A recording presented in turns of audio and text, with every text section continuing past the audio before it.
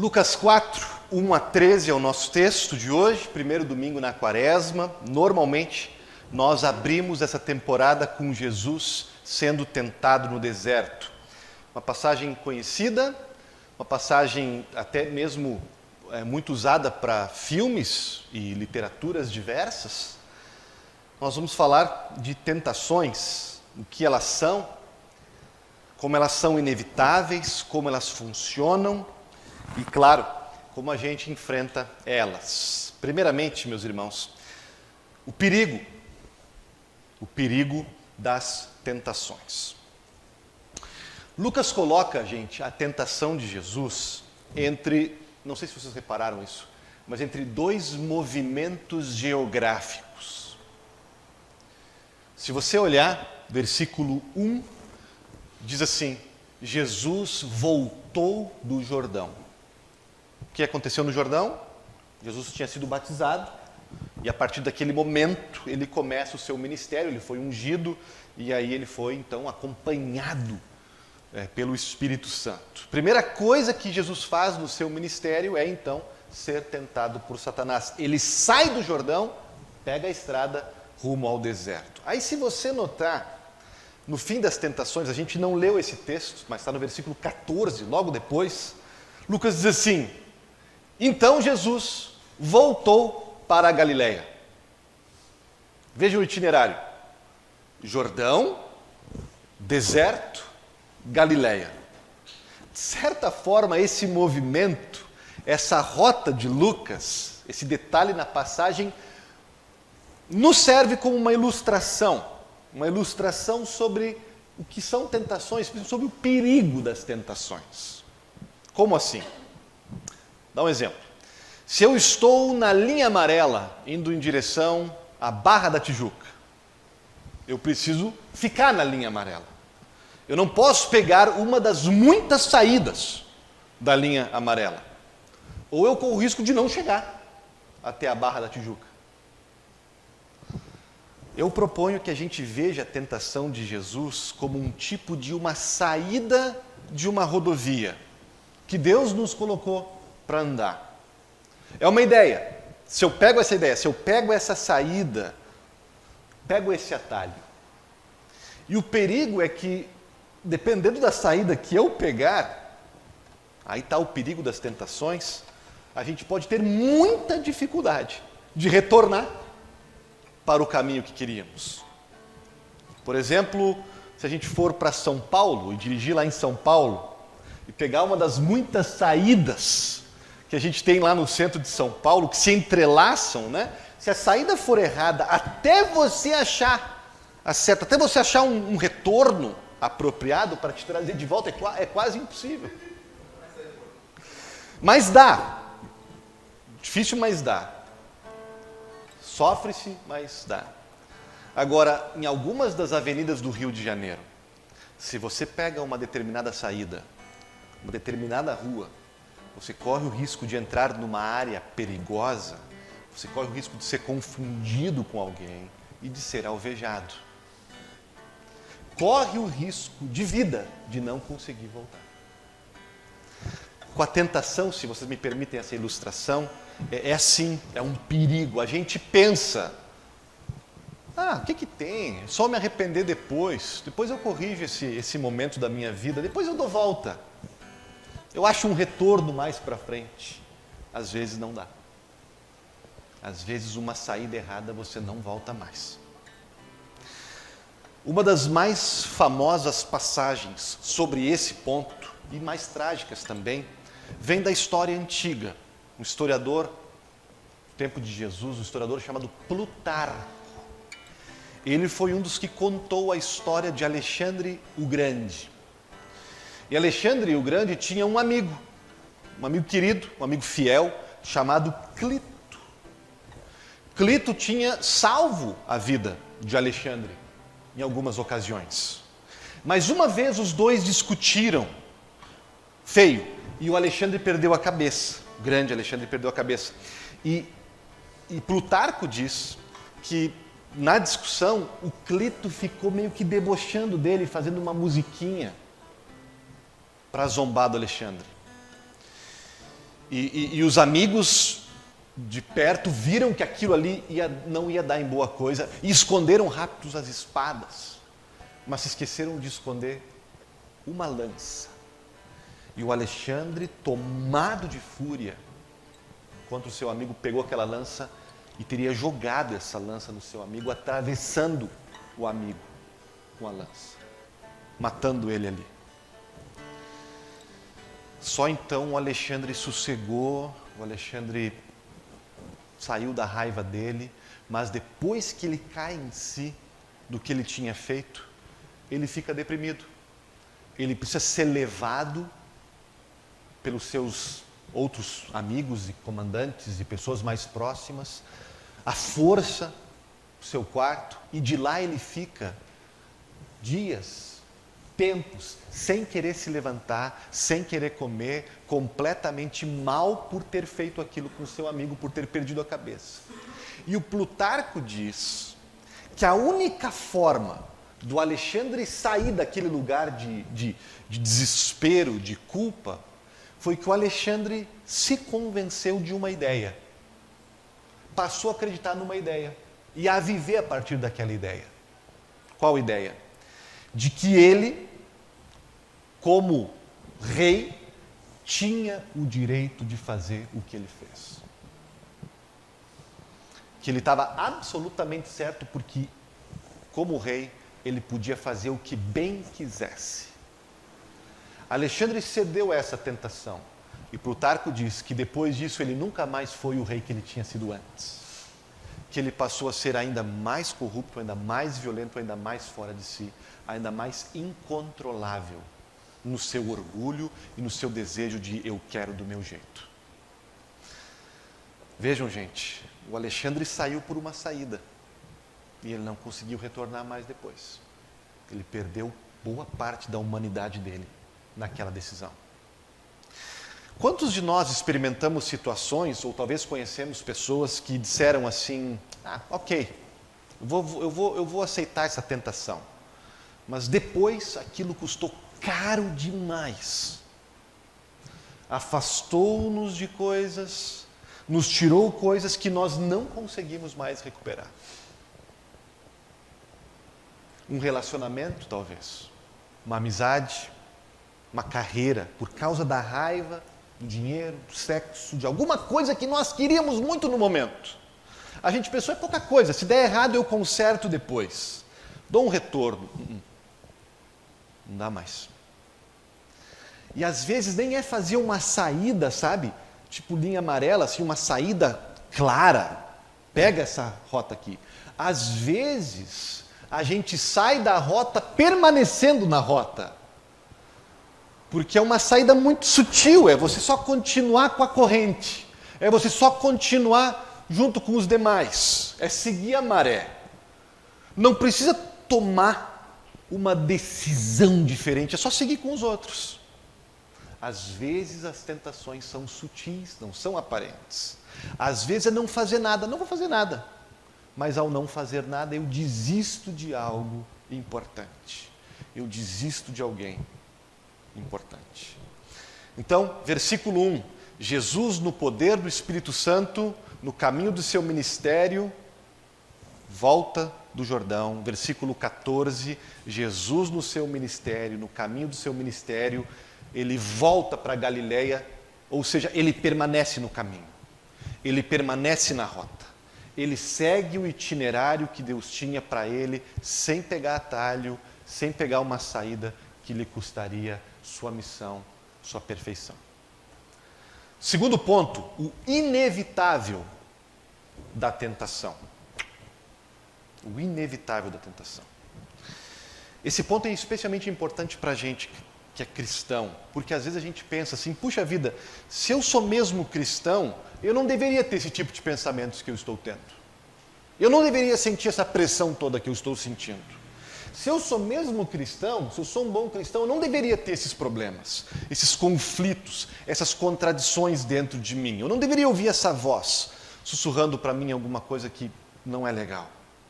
Mas essa história de Jesus nos ajuda, gente, para isso. Como? Olhe para Jesus sendo tentado. totalmente cheio do Espírito Santo, liderado pelo Espírito Santo, seu coração perfeitamente puro, 100% agradável a Deus. E o que acontece com ele? Ele é tentado. Ele sofre tentações, o mal o persegue, o acossa. Porque é assim, gente. Tentações são inevitáveis. E talvez daria para dizer que elas sejam até mais presentes na vida de quem está mais perto de Deus, de quem está caminhando com Deus. Quanto mais cheios do Espírito Santo somos, quanto mais enfocados em nosso caminho, em nossa missão, e fazendo o bem para os demais, é possível que a gente chegue à conclusão de que mais as forças do mal nos atacam. Jesus foi para o deserto e o diabo estava lá esperando por ele. Tentações são inevitáveis. Agora, um ponto importante, tá, gente, para não confundir. Muitas vezes nós temos sim um chamado de nos afastar de lugares, de pessoas, de circunstâncias, para não sermos tentados. A palavra de Deus nos adverte contra isso, né? Se nós temos um emprego, e nesse emprego nós somos continuamente tentados a fazer o mal para alguém, a enganar alguém, a abdicar de um princípio, a manchar nosso caráter, a odiar o nosso chefe, a ter um affair com uma colega, ache outro emprego assim que puder. Cai fora, Bino, é cilada. Se andamos na companhia de outros que minam o nosso amor por Jesus, que plantam sementes imorais na nossa vida, que nos convidam para coisas erradas, se a roda dos escarnecedores se abre para você, cai fora. Bino, é cilada. Isso a gente deve ter muito claro, meus irmãos e minhas irmãs. No entanto, o que eu estou dizendo para vocês com esse ponto da inevitabilidade das tentações é que o problema não é ambiental. O problema não é circunstancial. É um grande engano pensarmos que se o nosso coração estiver no lugar certo, se a nossa vida espiritual está em dia, se nós sairmos desse lugar, irmos para o outro, se a gente se afastar dessa pessoa, a gente vai ser imune a tentações. Não vamos ser. Continuaremos sofrendo algum tipo de assédio de Satanás. Jesus as sofreu.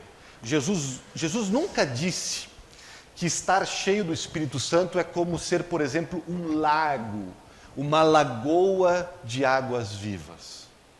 Não, o que ele disse? Estar cheio do Espírito Santo é ser como rios de água viva, que é bem diferente.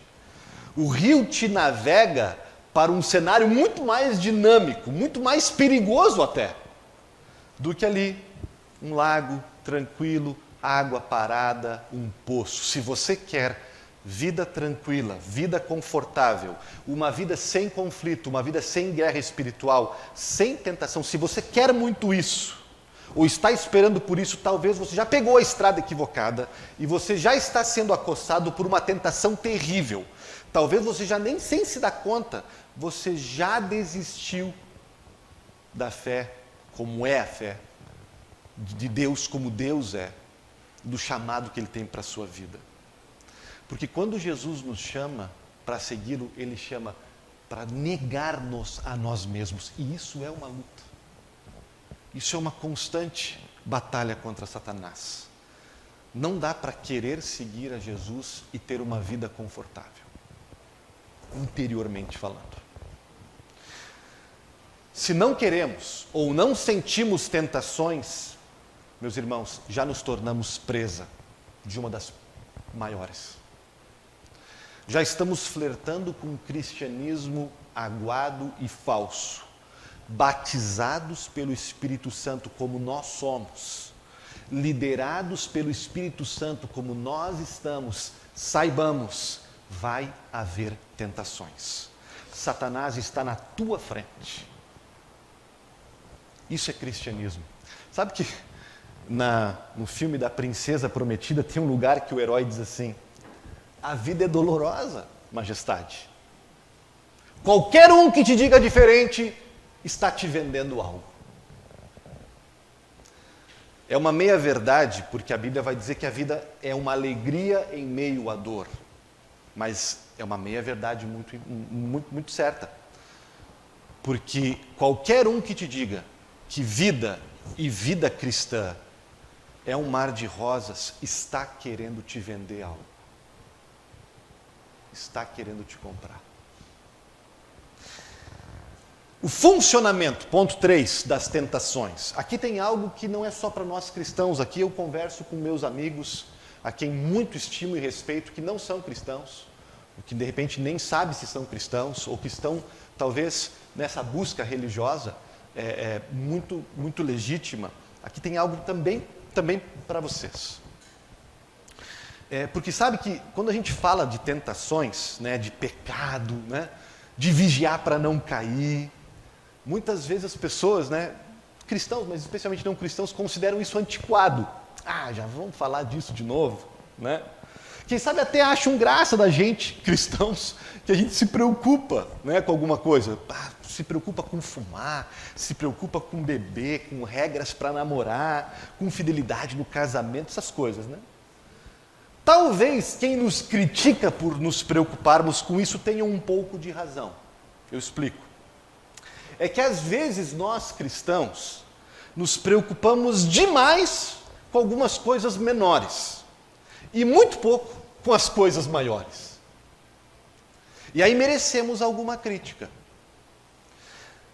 Mas eu quero dizer, e aqui tem um erro, também de quem nos critica, está errando de certa forma junto com a gente, que é o seguinte: qual é, na verdade, o coração da tentação? Onde a tentação de verdade está na essência? Qual é o seu funcionamento? E o texto nos mostra isso. Vejam, quando Satanás quis tentar a Jesus, ele não o levou para a Vila Mimosa. Vocês notaram isso? E é por isso que Martin Scorsese errou feio em imaginar que o sexo é a última tentação, como ele propôs no seu filme com William Dafoe. E Godspell, não sei se vocês conhecem, Broadway também, está errado também nesse ínterim. Venha, Jesus, eu tenho algo para te mostrar. Vem aqui, Jesus. Satanás não leva Jesus para o bairro dos prostíbulos, na Galileia. Satanás não diz para Jesus: vem comigo, vamos encher a cara. Satanás, querendo tentar a Jesus, não o levou para pular carnaval. Não o chamou para uma festa. Sabe por quê? Como é que Satanás testa Jesus? Qual é o conteúdo da tentação? Qual é a oferta? 3 coisas, vocês viram? 3. Primeiro de tudo, pão. Qual é o problema com pão? Né? Cachaça? Ok. Tá. Decote feminino? Ok. Mas pão? Em terceiro lugar, vou pular a segunda aqui. Com o que Satanás tenta em terceiro lugar a Jesus? Com segurança. Segurança. Peça a Deus para guardar os teus pés, para Ele te proteger. Qual é o problema com proteção, Márcia? Qual é o problema com segurança? A priori, nenhum. E a segunda tentação? Alguns de vocês talvez vão ver: bom, isso sim, pastor, isso é ruim. Poder. Satanás leva Jesus para o topo, olha para baixo e diz: tudo teu. Você pode mandar em tudo, em tudo. Claro que a autoridade e poder é tentação bem complicada, mas para nós, não para Jesus. Porque para Jesus, que já tem o poder, que já tem autoridade sobre tudo, governar o mundo é igual a ter um pedaço de pão. Olhem para isso, gente. Essa história nos mostra um funcionamento das tentações que é, antes de tudo, o seguinte: as piores tentações, porque o diabo usa elas, não são, essencialmente, coisas ruins em si. Mas em cada tentação, o que o Satanás está fazendo? Não tinha nada de errado com o pão em si. O problema era comer o pão naquele momento, para Jesus, porque aí ele não cumpriria o seu jejum. Não tinha nada de errado com segurança e proteção. Se você for Jesus, não tem nada de errado com isso, mas Satanás está oferecendo para ele liderar o mundo antes de ir para a cruz. Glória e conforto antes do sacrifício. Basicamente, Satanás está dizendo para ele assim, tanta coisa boa na vida, qual é o problema de pegá-las? Agora. De desfrutá-las? Agora. E se Jesus fizesse isso, ele estaria fazendo daquelas coisas o prioritário, o principal. Mais importante que sua missão, seu chamado, mais importante que a sua relação com Deus. Esse é o ponto, gente.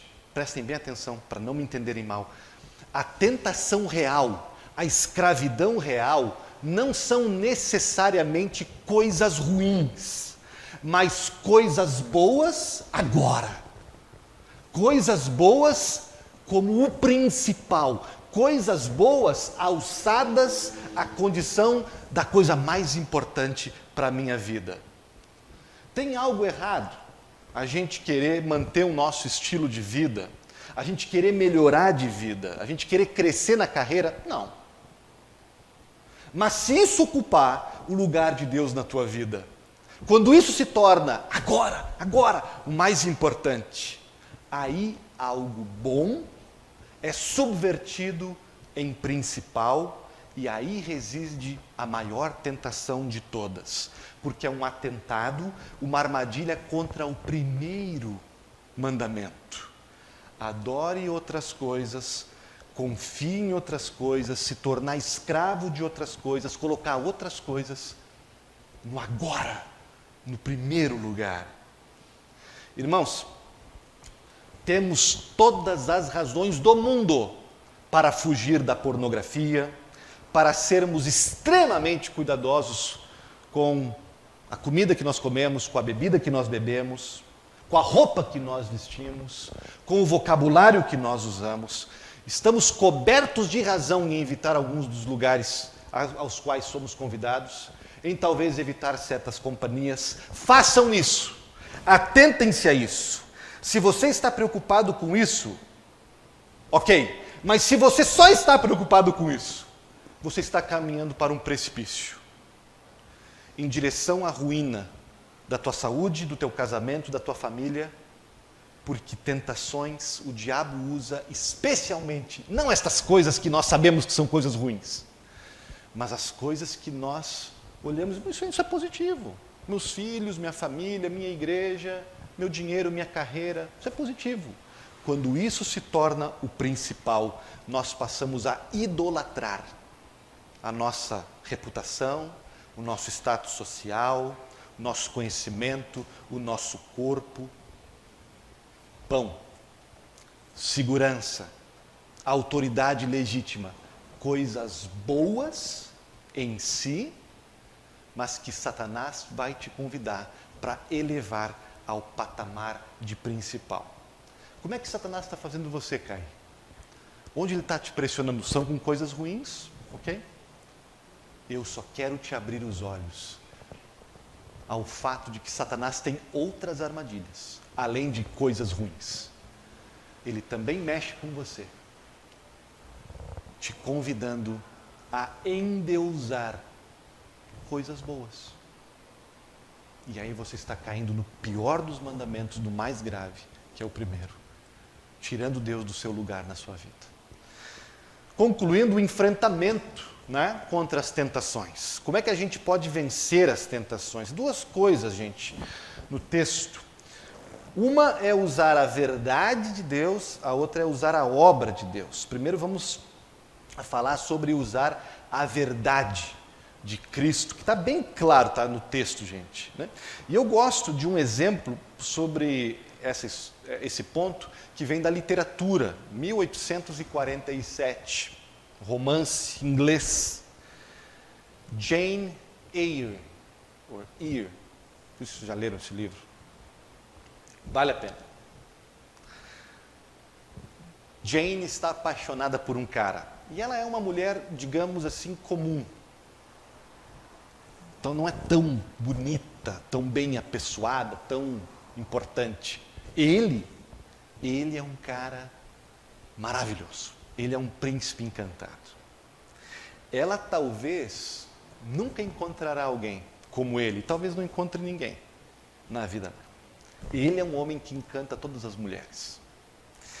Só que aí, na relação dos dois, ela descobre que ele é casado. Casado com uma pessoa que está doente, mentalmente doente. Ainda assim casado.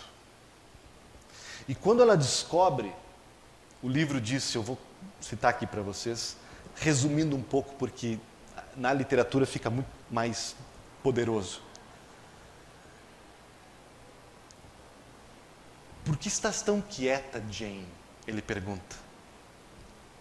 E ela vai narrando na primeira pessoa. Eu estava experimentando uma provação. Uma mão de ferro agarrou meus órgãos vitais. Momento terrível. É assim que ela pensa. Cheia de batalha interior, uma queimação. Nenhum ser humano podia ter sido tão amada como eu fui por esse homem. E esse que me amou também é completamente adorado por mim. Por isso ela sofre a tentação. Eu devo renunciar? Este amor, este ídolo, uma palavra medonha comprimia meu dever intolerável. Qual palavra? Leave. Parta. Deixe-o. Vá embora. Jane, você entende o que eu quero de você? Eu só quero uma promessa tua. E eu serei seu. Senhor Rochester, eu não serei sua. Outro longo silêncio. Jane, ele recomendou com uma gentileza que chegou a quebrar seu coração, com uma voz calma como a de um leão se levantando. Jane, você quer partir por um caminho no mundo e me deixar seguir por outro? Sim. Se inclinando até mim e me abraçando. Jane, você quer dizer agora? Sim. Ah, Jane, isso é maldoso demais. É maldoso demais não me deixar te amar. Era verdade. E enquanto ele falava, a Jane narrando, minha consciência e minha razão se tornaram traidoras contra mim e me imputavam um crime. Qual crime? Resistir ao romance. Eles gritavam dentro de mim: pense na tua miséria, pensa no teu estado quando for deixado sozinha. Pense nele, salve ele, ame ele, diga a ele que você o ama e ele será seu. Quem no mundo se importa comigo? Quem será machucado se eu o amar? Ainda assim, irredutível, ela respondeu: eu me importo comigo mesma. E quanto mais solitária, e quanto mais doída eu for, mais eu vou respeitar a mim mesmo. Eu manterei a lei que foi dada por Deus e sancionada pelas pessoas. Eu me agarrarei ao princípio que eu recebi quando eu estava sã, não louca, como eu estou agora de paixão. Lei e princípios não foram dadas para momentos quando não existem tentações. Elas foram dadas exatamente para momentos como este, quando o corpo e a alma se levantam para guerrear contra você. Se para saciar minha conveniência individual eu posso quebrá-las, qual é o valor delas? Elas têm valor, sim. Eu sempre criei. E se eu não posso acreditar nelas agora, é porque eu estou insana, com minhas veias pegando fogo e o meu coração descontrolado.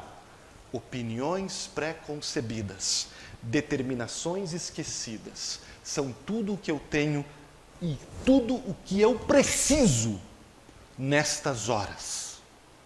E eu escolho plantar os meus pés nestas verdades.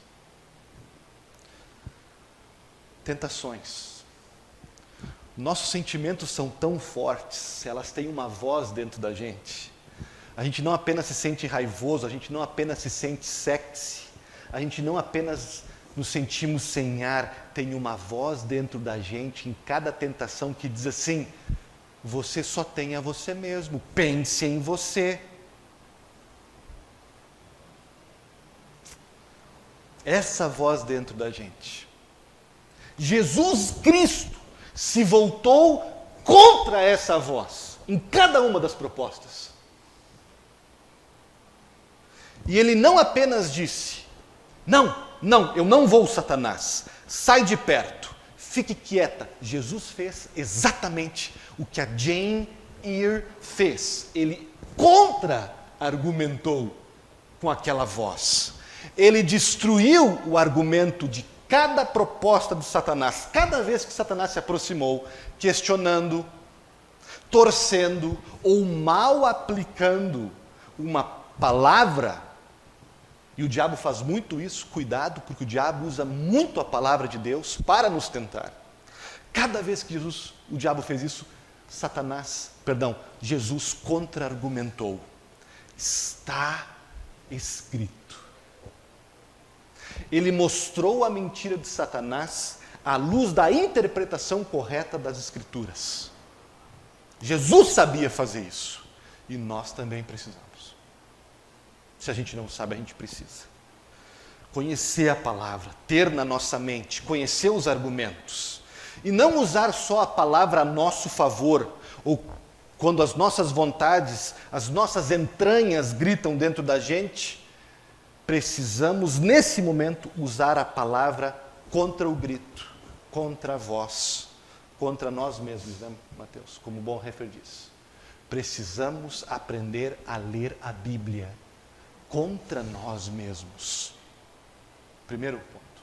Enfrentamos as tentações usando a Bíblia, as verdades, as determinações, a lei de Deus. É interessante como a autora Charlotte Brontë colocou na propaganda do seu romance, no verso do livro, ela diz assim: esse livro demonstra a recusa de uma mulher inteligente e espiritualizada a aceitar seu lugar na sociedade com uma franqueza incomum e um senso apaixonado de dignidade e da necessidade do seu sexo.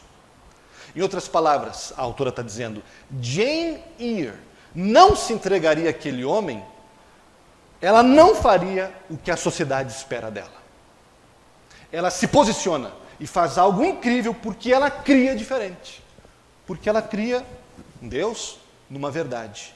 Ela não agiu com base aos seus sentimentos, ela tinha algo maior que os seus sentimentos para plantar os seus pés. Esse é o primeiro ponto. O segundo ponto, a gente não enfrenta as tentações apenas com a lei de Cristo, com a lei de Deus. Não conseguiríamos.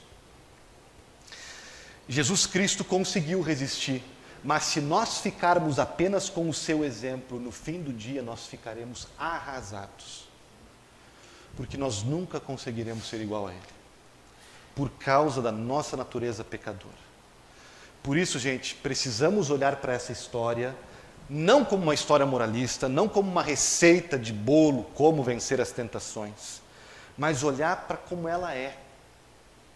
Também evangelho.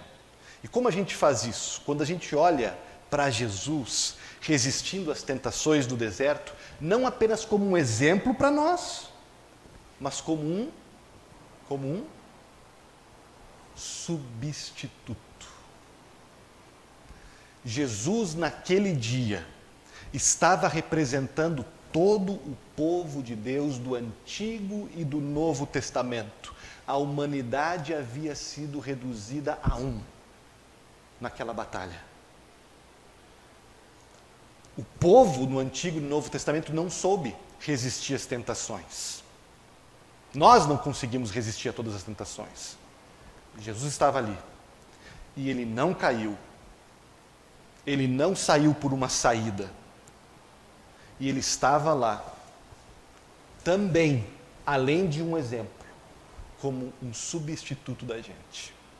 A obra de Cristo, meus irmãos e irmãs, um pouco de teologia que faz bem para a gente. A obra de Cristo é dupla em nosso lugar.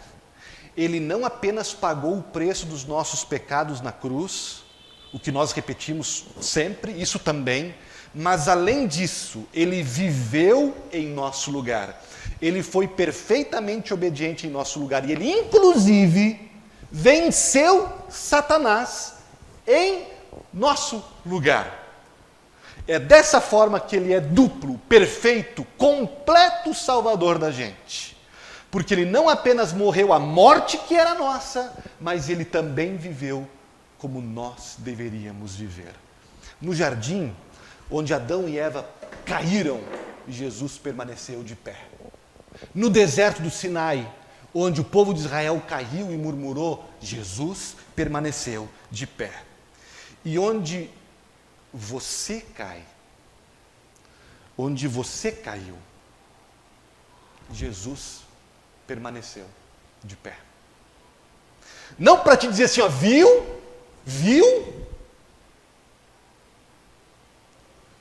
Onde você caiu, Jesus permaneceu de pé para dizer, vem comigo, me dá a mão, vamos de novo, mas vamos com a minha obra por você, o meu perdão à tua disposição, meu exemplo, meu perdão,